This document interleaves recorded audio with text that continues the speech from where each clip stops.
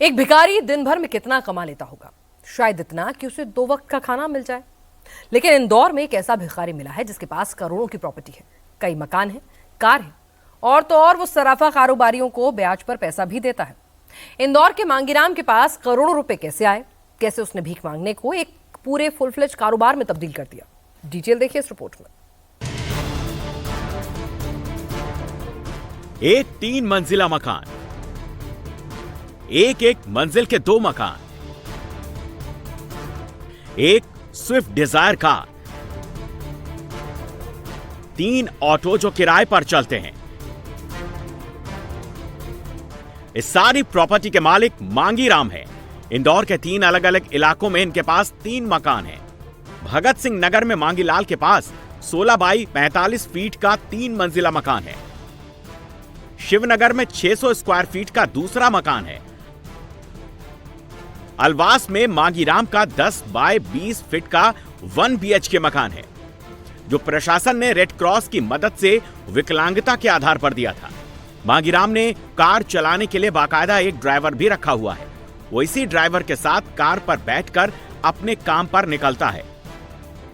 इंदौर जैसे बड़े शहर में जिस मांगीराम के पास करोड़ों की संपत्ति है, वो कोई सरकारी नौकरी नहीं करता, इसका कोई कारोबार भी नहीं है। फिर मांगीराम काम क्या करता है? मांगीराम का काम सुनकर आप हैरान रह जाएंगे। मांगीराम भीख मांगने का काम करता है, जो सराफा बाजार की गलियों में भीख मांगता था। इंदौर में फरवरी 2024 से भिक्षा वृत्ति मुक्त अभियान चलाया जा रहा है। इस कड़ी में सराफा मार्केट से उसे रेस्क्यू किया गया और पूछताछ में जो खुलासा हुआ, जिसने भी सुना वो विश्वास नहीं कर पाया। मांगीराम कार से सराफा बाजार जाता था। कार से निकलकर वो लकड़ी की फिसलने वाली गाड़ी पर बैठकर पीठ पर बैग और हाथ में जूते लिए भीख मांगने निकल पड़ता था। जिस सराफा गली में मांगीराम भीख मांगता था, उसी गली के कारोबारियों को ब्याज पर कर्ज भी देता था। एक दिन और एक सप्ताह के हिसाब से ब्याज पर रुपए देता।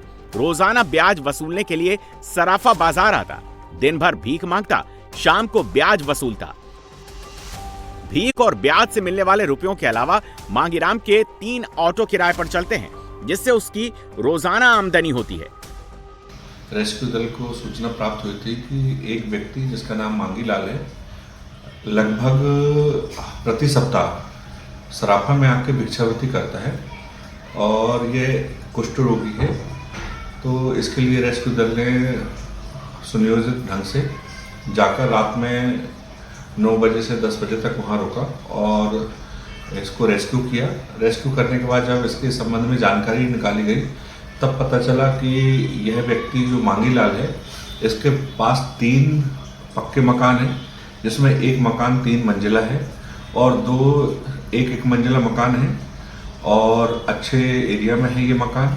इसके अलावा इसके पास 3 ऑटो हैं, जिनको ये भाड़े में दे के रखा हुआ है, किराए से चलवाता है। इसकी स्वयं के पास एक डिजायर है, 4 व्हीलर गाड़ी है और इस गाड़ी से ये आता जाता है एवं ऐसे एरिया में जाके फिर लकड़ी की जो ट्राईसाइकिल टाइप की फिसलने वाली गाड़ी होती है, उसमें जाके भिक्षावृत्ति करता है। मांगीराम भले ही भीख मांगता था, लेकिन घर में सुख सुविधा की सारी चीजें मौजूद थी। मांगीराम ने अपने 2 घर किराए पर दे रखे हैं, जबकि वो अपने माता पिता के साथ अलवास में रहता है, जबकि उसके 2 भाई हैं जो उससे अलग रहते हैं। किसका मकान है? घर किसका है? ये मांगीलाल का है। हाँ। मांगीलाल का कब बनाया था? नेते है, नेते छूने बोटने मांगीलाल के नेते थे। हाँ। मांगीराम को लेकर सराफा मार्केट के दुकानदार लगातार शिकायत कर रहे थे, लेकिन मांगीराम रेस्क्यू टीम के हाथ नहीं आ रहा था। उसको पकड़ने के लिए जाल बिछाया गया, जिसके बाद मांगीराम को रेस्क्यू टीम ने पकड़ लिया। दरअसल मांगीराम किसी से जबरन भीख नहीं मांगता था, लेकिन उसकी हालत देखकर लोग उसे पैसे दे देते थे, जिसे बाद में वो ब्याज पर चलाता। रात में 9:30 से 11 बजे तक लगभग ये सराफा में प्रतिदिन जाता था और मुख्य रूप से शनिवार, शुक्रवार, मंगलवार ये डे उसके फिक्स थे और ये साइकिल में जो घिसटने वाली साइकिल होती है उसमें जाता था और भिक्षावृत्ति करता था। इसका भिक्षावृत्ति का तरीका ये था कि ये लोगों से जाके फोर्सफुली नहीं मांगता था, लेकिन क्योंकि वो ट्राई साइकिल में चलता था और कहते हैं अपने ऊपर एक कपड़ा रख लेता था उसमें पैरों में और घिसट घिसट के आगे जाके खड़ा हो जाता था, तो लोग सहानुभूतिपूर्वक खुद ही पैसा देते थे इसको। इंदौर में अभी तक 4500 भिखारियों की काउंसलिंग कर उन्हें सही रास्ते पर लाया गया है। 1600 भिक्षुकों को रेस्क्यू कर उज्जैन के सेवाधाम आश्रम भेजा गया, जबकि 172 बच्चों को स्कूल में दाखिल कराया गया है। मांगीराम के खुलासे के बाद प्रशासन अब ऐसे भिखारियों की तलाश में जुटी है जो भीख मांगकर लाखों और करोड़ों की प्रॉपर्टी बना चुके हैं।